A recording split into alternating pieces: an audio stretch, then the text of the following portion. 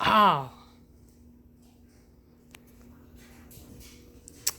that was Apollo stealing one of the tomatillos. Um, so this is CSA number 9. Getting heavy, not as many leafy greens. So yeah, I let Apollo take one of the tomatillos so he can leave the rest of this stuff alone. But CSA share. Number 9, definitely getting into the heavier summer vegetables, even though summer's almost coming to an end. But in Tennessee, we still get the heat up until October. So as far as the green leafies, I got one head of red leaf lettuce, which got completely destroyed in my bag trying to transport it home. All the leaves almost fell off. Should have taken 2 of these, but I took one because I do have some romaine lettuce at home. And then again, the long green beans, which I love. I think they're so cute when you eat them like spaghetti. And then this time I got 3 big eggplants. You do get, like, they had a whole basket full of the eggplant. And they had a lot of the Japanese one too. But those are the thin, long ones that look almost like a zucchini. But I like the fat ones so I could slice them up and make the eggplant parmesan. And I got 3 big ones. So of all the colors, you got the light purple, the dark purple, and the white. 2 heads of garlic. I got 4 tomatoes. I took 3 smaller ones and 1 big juicy one. Here are 2 cantaloupes. They are strange cantaloupes since they don't have the webbing. But yep, I got 2 small ones. 1 spaghetti squash, which I still have to make the other spaghetti squash. I haven't done that. Some potatoes. Got 2 squashes, so you had your choice. There was no green zucchini. I like the green zucchini, and there was a very few of just a yellow squash, but I took these 2. These 2 were, this variety looked the biggest, so I took 2 of those. Peppers, I was surprised. Didn't get a lot of peppers this year, and now the peppers are starting to come out. So I got sweet peppers. They did have some hot peppers, but I like slicing these up and freezing them for stir fries, for when, sausage, peppers, and onions. And I will probably put some in a salad now, but then the rest I just chop up and freeze for later use. I got 2 cucumbers. I was surprised also during the summer we didn't get a lot of cucumbers. This one looks all fugly looking. But I got 2 cucumbers. And then this was a newbie, baby eggplant. I was like, what the? Look at how little. Little baby eggplant. So I said, what do you do with them? See, I don't know if these are meant to be babies or they just pick them while they're small. But I said, what do you do with them? And they just said, cut them off the stem and roast them. Just like you would do a ratatouille, slice it up, roast it, saute it, whatever you want. You just got baby. And usually, like I know with the zucchini family, when it's smaller, it's sweeter or tastes better. So I'm not sure if eggplant's the same way, but I'm going to find out. And then, as you saw Apollo taking one, now I'm going to find it on my floor somewhere. Tomatillos. So you got to peel the paper husk off them. They're almost like a green tomato, but this is what they make the salsa verde with. So you roast them with garlic and onions and then throw them in a processor and puree it. And then there you got your green salsa, or salsa verde, which is green salsa. And then cherry tomatoes. I was, they were standing near me at that point, and I was going to take 2, but this time I only took 1. I'm so upset I didn't get any out of my garden this year. I usually get it in abundance, but this year my tomatoes didn't do so well. But I got cherry tomatoes, more salsa. They made a lot of salsa.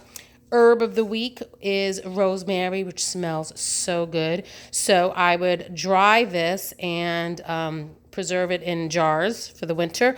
Or sometimes when there's so much rosemary, because I do have a rosemary bush outside, They say rosemary is great for your scalp, for your hair, helps bring circulation to your scalp, helps promote hair growth or prevent hair loss, makes your hair strong, or, the follicles nice and strong, because it improves the circulation to your follicles. So sometimes when I have a lot of rosemary, I will boil some like a tea and put it in a jar or a squeezy bottle, like one of those mustard or ketchup looking squeezy bottles, when it's cool, of course. And I keep it in the shower, and I just would, after I shampoo and condition my hair, I would do it like a rinse. They say it's great for brunettes as well. Like chamomile is great for blondes. They said rosemary is great for brunettes, but it also improves scalp circulation. So sometimes I do that. And I don't do it so much in the summer. It tends to be like a fall, winter kind of thing. When I have all this rosemary and I'm cutting the plant back and I don't want to waste it, but I don't need 2 pounds of dried rosemary, I would make some into a tea and store them in jars and use them in a squeezy bottle just to rinse my scalp out after I shampoo and condition it. Smells great. I love the way rosemary smells. So that was a little DIY. And then I was surprised to see the zucchini blossoms, which I'm going to stuff with the ricotta cheese, egg it and bread it and fry it. Delicious, delicious. And too bad I don't get more of those. I should have taken 2 of those too. And then I got the microgreens, same one, I believe they're radishes. So that's great on salads. And then this is a first. This is actually tomato jam. Got a rosemary stuck on me. Tomato jam. So I said, what do you put that on? She said, it goes great on burgers. Who would have thought? Probably goes great on maybe eggs too. What else could you put tomato jam on? If you know what to put tomato jam on, let me know. But, it sounds like it could be like a ketchup or a little bit on the sweet, not so much like a barbecue sauce, but more of the ketchup family. I haven't opened it yet. We're going to do burgers Labor Day, and maybe I'll put some on it. But yeah, that is CSA number 9. Number 9 looks fine. Hope I inspired you. I hope you guys did look at least into your CSAs or local, farmers market to really find these incredibly exotic, different types of vegetables that you do not find in a supermarket. But yes, I hope you have a great day. Enjoy your Labor Day, and see you in the next video. Bye. Hey guys, so dinner tonight is a Pampered Chef dish that when I attempted to be a seller of Pampered Chef products, this was a recipe that I would make for one of the parties. Sorry. Okay. It's the grilled chicken penne al fresco. So I will definitely post a recipe in the description below. I am going to make green beans with that. Does my green beans, but it's going to call for wine, salt, pepper, the meze penne, and so far I've noticed that Barilla is the only one that makes the meze penne because it's really, really tiny noodles. Pepper, cherry tomatoes, which I have 2 containers because it says 2 cups, and I actually ate some of these from the CSA, so I got another one just in case. Some spray olive oil.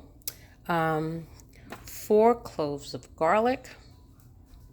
It uses this deep dish baker from Pampered Chef, and since it goes with grilled chicken, I actually have Trader Joe's chicken thighs thawed, and I have them sitting here in pesto from Costco. And it's also going to call for some chicken broth, which that's the chicken stock that I pretty much saved from the Instant Pot. When I make whole chickens in the Instant Pot, I save it and I freeze it. So that has no salt in it, but I need 3 cups of that. So I actually had to heat it up because it was frozen. So the first thing I'm going to do is actually just grill the chicken to have it done pretty quickly. This actually is like other than the chicken, it's a microwave dish. This actually goes in the microwave and cooks like that. But I'm going to grill the chicken and then I'll tape the next step for the pasta. So I have the chicken starting to grill. I sprayed it with the olive oil. I actually ran out of avocado oil and I have to do a Costco haul very, very soon, as well as running out of butter. But I use spray olive oil from Trader Joe's, that one. And then I also sprayed this pan with the olive oil, and I added the long green beans from the CSA, which I'm actually going to keep long. If they want to cut them, they can cut them themselves. And then I added some salt, pepper, and garlic powder. And I'm waiting for my oven to preset to 425, and then I'm going to throw them in. So the first step is to spray the dish, and then add your cherry tomatoes, and then thinly slice the garlic, which in Pampered Chef World, they have this little garlic slicer thing that actually slices them really thin. So to put the garlic on top of the tomatoes, and then we're going to cover it. I'm going to get the cover. And then throw it in the microwave on high for 4 to 5 minutes. So there I have it going. Is it turning? Oh my goodness, it's not turning. For 5 minutes, let me go fix the wheels. Okay. Oh, okay. That dish might be too big for this microwave. But anyway, microwave it on high for 4 to 5 minutes. Those are done. Oh my God, you gotta smell this smell. It is heaven when you smell garlic. So next step is to smash them. And of course, this is a Pampered Chef tool, mix and chop. I told you, I went to so many parties and I did try selling it, and I realized I'm not a salesperson. Stick to nursing. So you mash it up, and what happens is that when you mix this with like the cheese and the chicken broth and the pasta, which the pasta will cook in this liquid, and then the starches make, ooh, that was hot. That tomato just, sorry, hit my arm. So then with the starch from the pasta, it makes like a nice sauce, a coating on the pasta. So let me finish chopping this, and then actually it's almost finished chopping. All right, so then still yeah, I think I got them all. Okay, so the next step is, oh my God, it smells so good. Next step is 3/4 cup of dry wine, white wine. So I actually, perfect size, 3/4 cup. They recommended Chardonnay, but I had some Sauvignon Blanc left over. So I'm going to pour that in there. And then 3 cups of the chicken broth or chicken stock. That's hot, so I'm going to need 2 hands for that. So let me do that, and then I'll let you know what the next step is. So 2 cups of tomatoes, 4 cloves of garlic, microwaved for 4 to 5 minutes, which I did 5. Then I smashed the tomatoes and garlic all together with a smasher. I added 3/4 cup of white wine, which I had Sauvignon Blanc. I've used Pinot Grigio too, but they did recommend Chardonnay. 3 cups of chicken broth or chicken stock, which I did, and then some salt and some pepper, which I did, and then you add the box of penne. Oh God, and now you mix it with the white wine. This smells incredible. Let me use this. Let me just mix it up. Okay, so now let's go back to our recipe. It asks us to, where is it?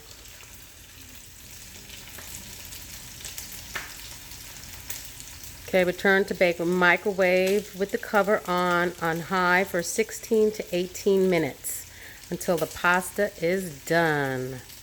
Yay. Okay. So I'm going to cover this and put it back in the microwave for 16 to 18 minutes. I'm going to check it at 16 though. Not going to put it for 18 right away. And then we'll see how it goes. Okay, it did say in the recipe to stir after 10 minutes. Oh my goodness, it smells so good. Okay. So stir after 10 minutes and then put it back in. Then the remainder of the recipe asks for Parmesan, which this is Pecorino Romano, basil from my garden, nice and julienne. And with the chicken, the remaining of the chicken cooking, the ones that are done, I chop them up into pieces because you add that all back to the pasta when it's done and mix it all up and then it's ready. Okay, so the chicken is cooked and chopped. I love chicken thighs because you could get them nice and crispy and yet they still stay tender and juicy in the middle. Got my Pecorino Romano and my basil. So this is ready now and it's very hot. Okay. Ooh, I almost forgot about my green beans. I hope they're not burnt. All right, so there's still a little liquid in there, which is fine because it has the pasta starch. And when that mixes with the Parmesan cheese, it's going to make the coating like a little Parmesan cheese sauce for the pasta. So it says to put in half of the basil and because it wants you to leave some for the garnish. So a little more than half of the cheese. And then it says to throw in the chicken. One-handed, look at that. Yay. Yeah, it stayed all in there. Okay, let me put that in there. And then it says to toss it together. Now, when I made this for the Pampered Chef parties, I didn't use pesto on the chicken. It basically was just salt and pepper, and then you pan cooked it in, the host's kitchen, and then added it to the pasta. But here at home, I marinated it in pesto sauce. All right, see, so now there's not as much liquid anymore. Plus, as the steam releases, it's going to evaporate a little bit. But nice Parmesan, garlicky, and of course, my boys will probably pull out the little tomato carcasses. Okay, so you know what? Let me check on them now. Those are probably done. So we're serving it with green beans.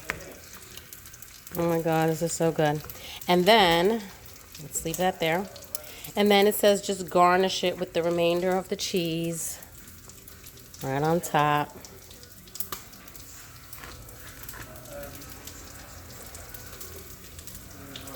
And like I said, my stock did not have salt in it, so therefore a little bit of salt that I put on and the Pecorino Romano or Parmesan cheese would give it a little bit of the salt as well.